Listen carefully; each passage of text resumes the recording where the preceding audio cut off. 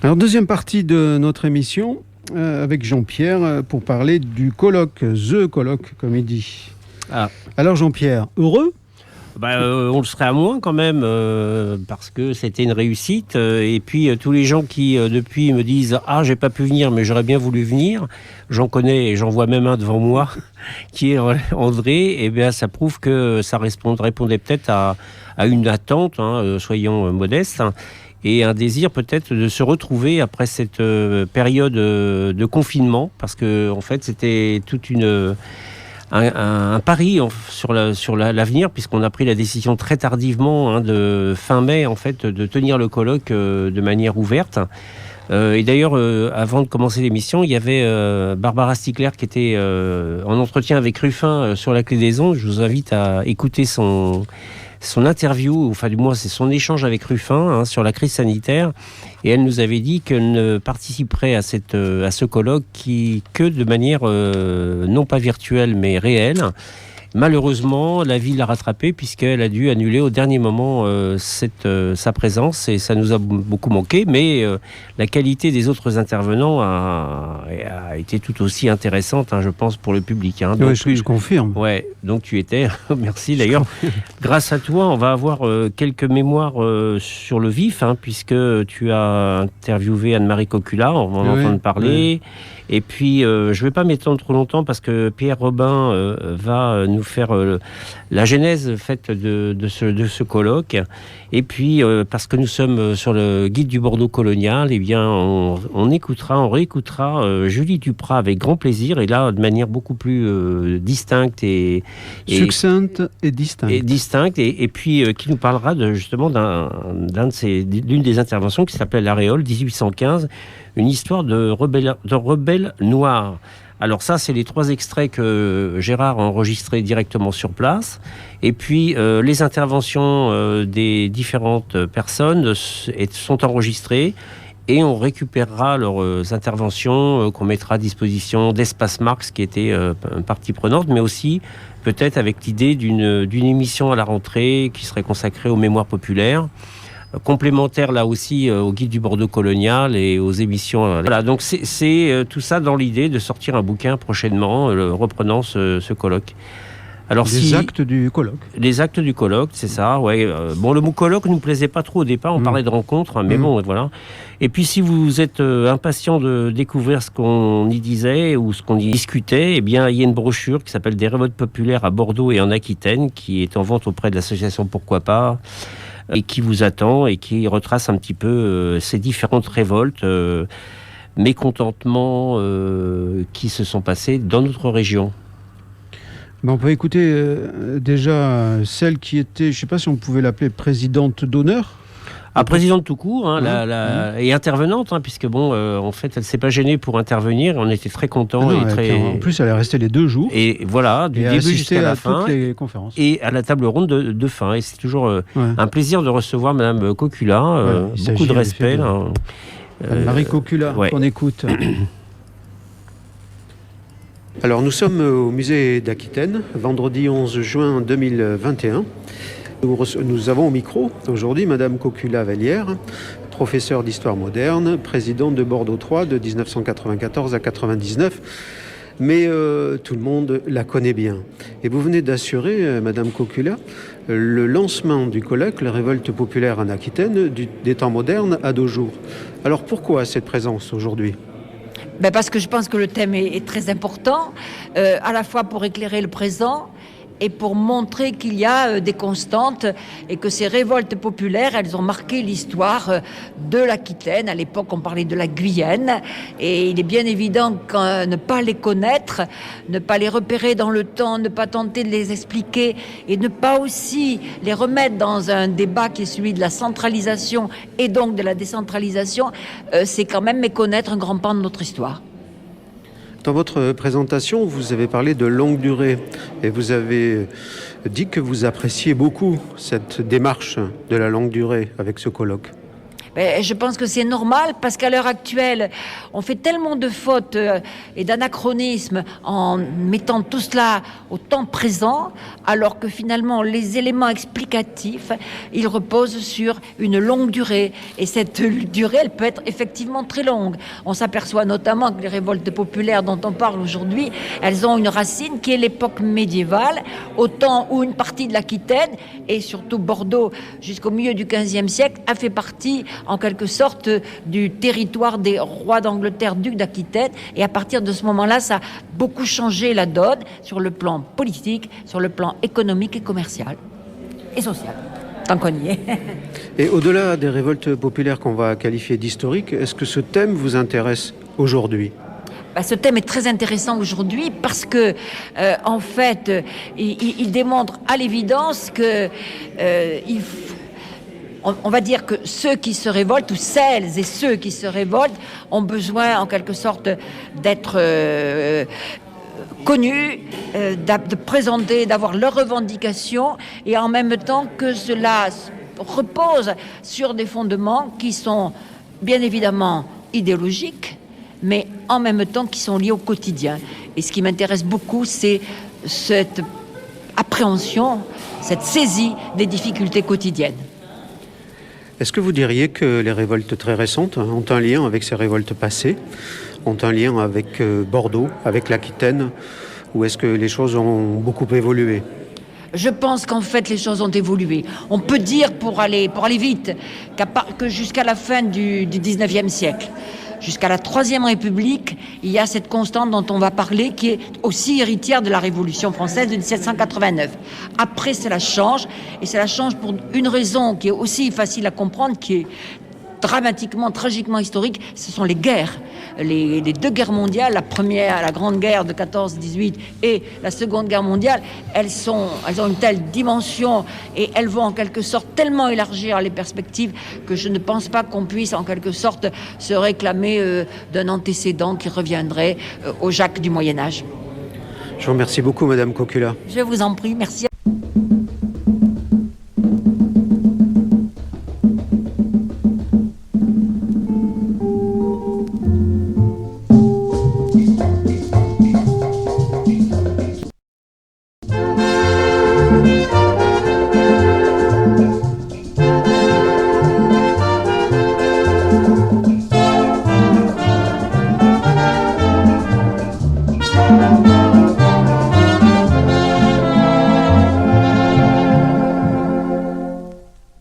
Madame Cocula qui disait qu'il n'y avait pas vraiment de lien directement entre les révoltes populaires de l'époque et puis le début du XXe siècle. Certes, le mouvement ouvrier est constitué, il y a une certaine canalisation, on va dire, de ces revendications.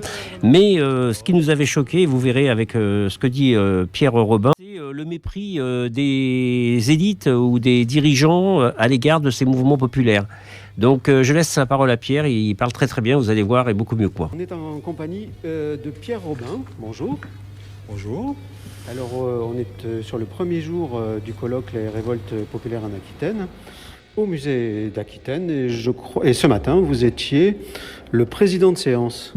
Oui, c'est exact, c'est moi qui étais chargé de présenter les intervenants et également de gérer, ce qui est toujours délicat, le temps de parole des différents intervenants. On avait fixé ça à 20 minutes, ce qui est très difficile à gérer évidemment, mais comme on a en tout 20 intervenants, ce qui est riche et très, très diversifié, il faut gérer le temps. Et au bout de 20 minutes, il faut que l'intervenant arrive à conclure et arrête son intervention. Bon, c'est pas toujours évident à gérer. En effet, j'en suis témoin. Alors je crois que vous êtes tout à fait à l'origine du projet avec Jean-Pierre, non ? Voilà, c'est ça. Oui, c'est parti d'une discussion en fait. On a à peu près les mêmes centres d'intérêt, on s'intéresse à peu près aux mêmes choses. Et puis, bon, lui, elle a évoqué la brochure qu'il était en train de faire sur justement l'histoire populaire, sur la révolte populaire. Et moi, d'un mon côté, j'avais cette idée depuis longtemps, de faire quelque chose qui regroupe, qui synthétise un peu tout ce qui s'est passé au niveau révolte en Aquitaine. Donc d'un seul coup, on s'est dit on a les mêmes idées, on a les mêmes centres d'intérêt, donc on va fusionner tout ça et on va essayer de lancer le projet. On va le lancer à 2, et puis après on a associé bien sûr. Voilà. Donc ça remonte à quand ça ? Ça remonte à l'année dernière. Donc c'était pendant le confinement, je crois, qu'on s'est vus. Et où on a sorti du confinement. Et donc, on s'est rencontrés à l'Utopia. On se connaissait déjà, mais enfin, on s'est mis à discuter à l'Utopia. Et puis, à partir de là, l'idée a germé. Et moi, je l'ai aidé donc à continuer la mise en place de la brochure. Et puis après, on s'est réparti un peu le travail pour chercher les intervenants possibles, ceux qui avaient travaillé sur le sujet. Alors nous n'en sommes qu'au premier jour, vers la fin de la journée certes, mais peut-être que vous avez déjà une sorte de petit bilan ou des impressions. Oui, écoutez, on est assez satisfait. Bon, le public, alors avec les difficultés, vous savez l'histoire de l'imitation de l'audience, 130 personnes maximum. Bon, là on sent que avec les sièges séparés, donc là la salle n'est pas vraiment pleine, mais il y a quand même eu une circulation. Il y a des gens qui viennent à une intervention et puis qui reviennent à une autre. Donc il y a une certaine circulation. Je crois que pour l'instant, le bilan pour nous est relativement favorable, vraiment positif comme on dit. Puis la qualité des interventions aussi. Ce sont quand même des chercheurs qui ont travaillé sur des sujets souvent très très précis et qui restituent leur travail. Je crois que ça apporte des éléments souvent inconnus, des recherches qui apportent des éléments souvent inconnus. En plus, ce ne sont pas forcément des chercheurs, on va dire, académiques, universitaires.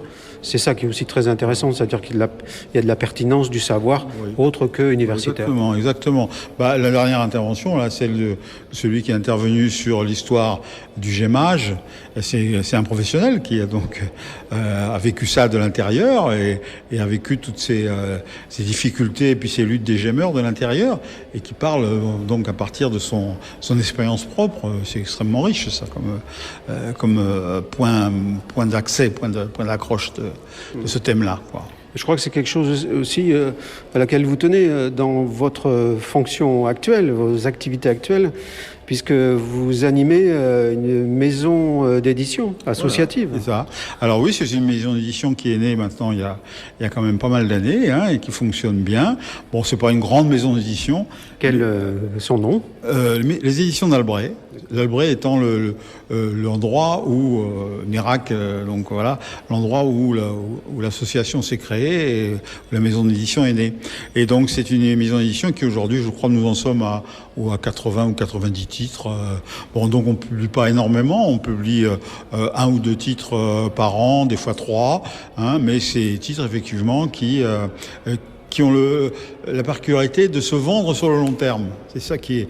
C'est-à-dire que les livres qu'on a ici sur la table là sont des livres souvent qui ont déjà 7, 8 ans, 9 ans, 10 ans d'existence et qui continuent à se vendre parce que l'histoire, surtout l'histoire locale, l'histoire régionale, l'histoire sociale, il y a un public.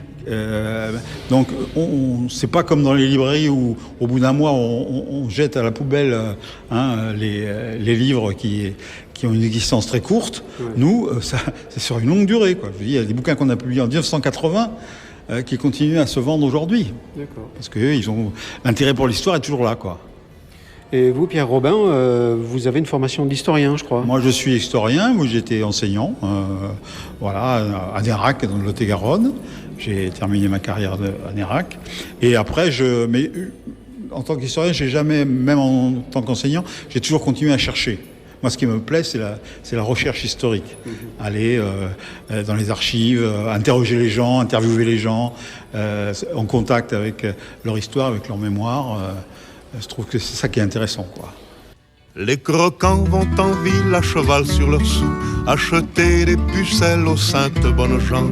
Les croquants leur mettent à prix d'argent, la main dessus, la main dessous. Mais la chair de Lisa, la chair fraîche de Lison, que des culs cousus d'or se fassent une raison, c'est pour la bouche du premier venu qui a les yeux tendres et les mains nues. Les croquants, ça les attriste, ça les étonne qu'une fille belle comme ça s'abandonne au premier ostrogoth venu. Les croquants, ça tombe des nues. Les filles de bonne humeur, les filles de bonne vie, qui ont vendu leurs fleurettes à la foire à l'encan, vont se vautrer. Oui, bah écoutez, Georges Brassens, ça fait pas de mal non plus. Alors moi j'ai retenu cette chanson parce que c'est les croquants, quoi. Alors les croquants, c'était d'ailleurs le thème d'un débat, que cette révolte des croquants, la dernière qui a eu lieu, elle a eu lieu dans le sud-ouest, juste avant la Révolution française. Et le mot croquant, en fin de compte, qu'il aurait attribué, c'est aussi une façon de les mépriser. Eux, ils préféraient s'appeler les taravisés, les chasse-voleurs, parce que le mot croquant, c'est ceux qui les croquent, c'est-à-dire c'était les riches. Donc, en l'occurrence, dans la chanson de Brassens, c'était une façon de dénoncer ces paysans enrichis ou ces seigneurs qui avaient envie d'acheter des jeunes filles et qui, par rapport à la petite jeune fille qui, elle, choisissait l'amour et plus que l'intérêt, il avait fait cette chanson. Il en a parlé aussi des croquantes et des croquants, vous connaissez la chanson. Mais bon, là aussi, on revient à une des idées qu'a expliqué Pierre, du mépris social qui était attribué à ces personnes-là. Alors, on va passer maintenant la parole à Julie Duprat, que Gérard a rencontrée et qui va nous parler de l'aréole, puisqu'on voulait quand même montrer la présence noire pendant ces révoltes. Et on a trouvé, grâce à elle, qui fait un travail remarquable sur la présence noire au XVIIIe siècle. Donc, sur l'aréole, elle a trouvé cette histoire de rebelle noire. Elle va nous en parler. Et en fait, vous la connaissez ici au Guide du Bordeaux Colonial, parce qu'il y a une émission entière qui lui a été consacrée.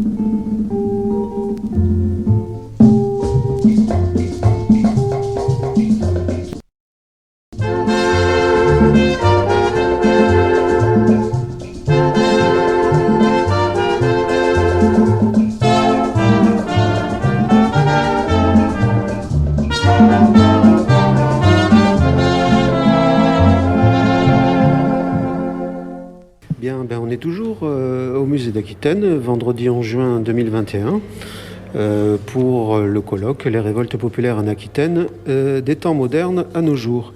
Et on a avec nous, au micro du guide du Bordeaux Colonial, quelqu'un que vous connaissez déjà, qui est déjà passé à l'émission, puisque Sandra Merlet l'avait déjà interviewé. Il s'agit de Madame Julie Duprat. Bonjour. Bonjour.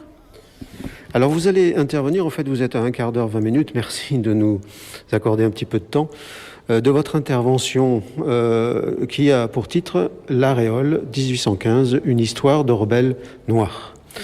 Alors j'ai envie de vous poser la question, des Noirs à l'Aréole en 1815, pourquoi ? J'ai envie de dire des Noirs à l'Aréole en 1815, comme dans tout le reste du territoire français en fait.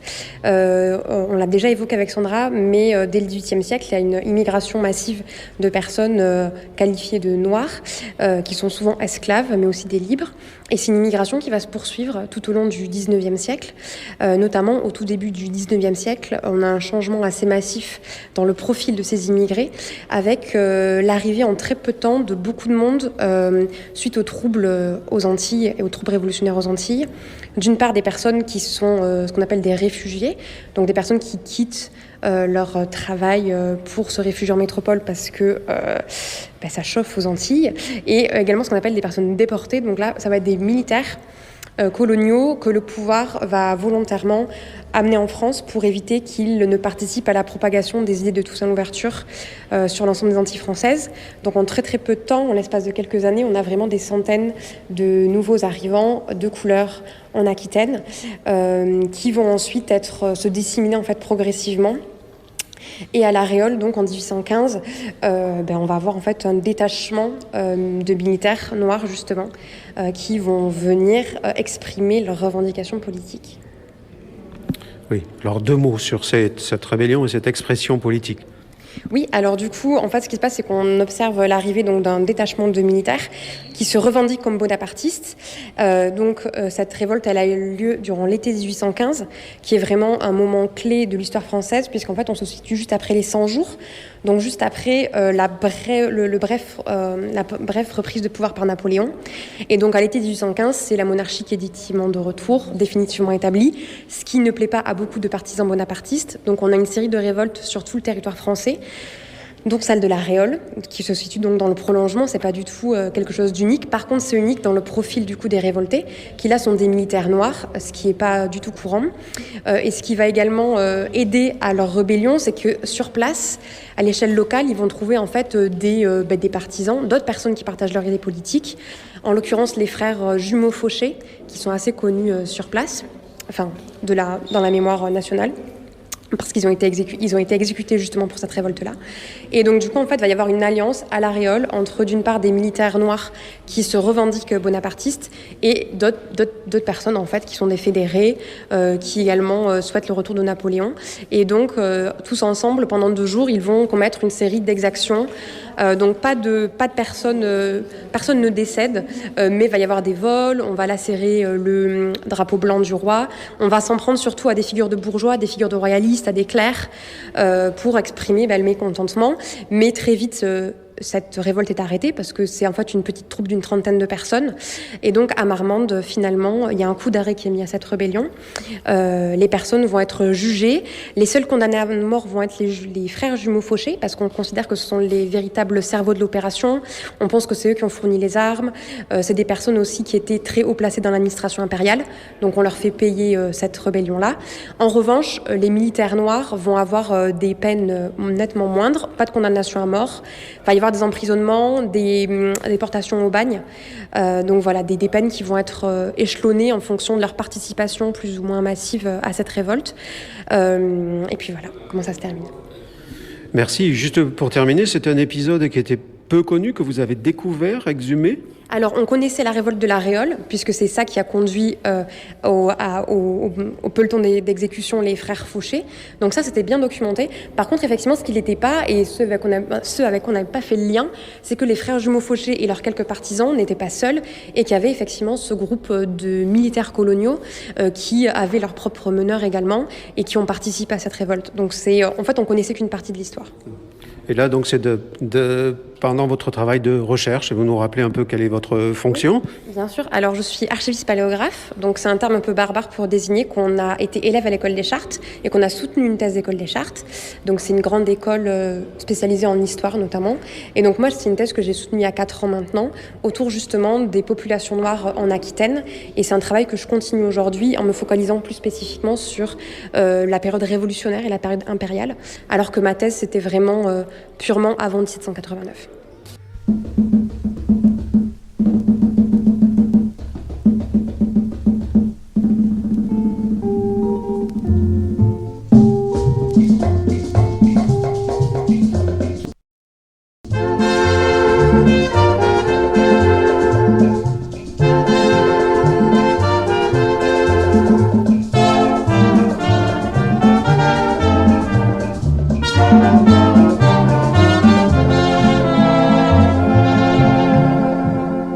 Nos amis d'Utopia, une projection du film L'Horloger de Saint-Paul. Il y avait une 30aine de participants. J'étais très étonné parce que ce film L'Horloger de Saint-Paul était projeté la veille sur OCS à la télé. Et malgré cela, il y a quand même eu 30 personnes et il y a eu un débat animé par Bertrand Gilardot, qu'on remercie ici.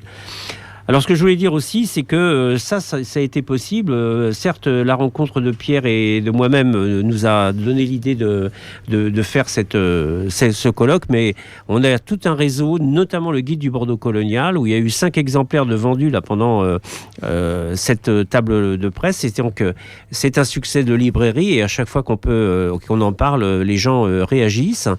Et donc, il y a cette brochure qui est sortie, qui est à votre disposition. Il suffit de la commander sur le site de l'ASSE Pourquoi Pas ou d'écrire à la clé des ondes qui transmettra, il n'y a pas de souci.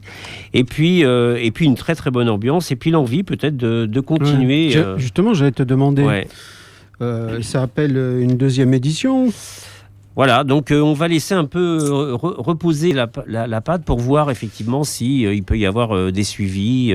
On n'a pas encore trop déterminé les choses.